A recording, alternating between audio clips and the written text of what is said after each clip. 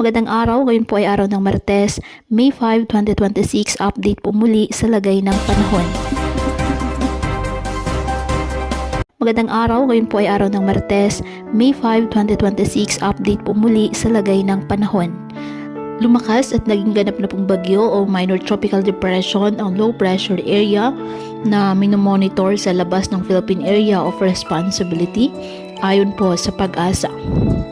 Taglay ang lakas ng hangin nga abot sa 55 km per hour, malapit po sa gitna at may pagbugso naman ng hangin na umaabot sa 70 km per hour. Kumikilos ito pa kanluran, hilagang kanluran sa bilis na 15 km per hour. Ayon po sa forecast, posible itong pumasok sa loob ng ating Philippine Area of Responsibility sa susunod na linggo at inaasang lalapit sa silangang bahagi ng Bicol Region o Central Luzon bago lilihis o mag-record patungong Timog Japan. Samantala, ang isa pang low pressure area sa loob ng PAR ay mababa pa naman ang tsansa na maging bagyo at inaasahang malusaw rin sa mga susunod na araw.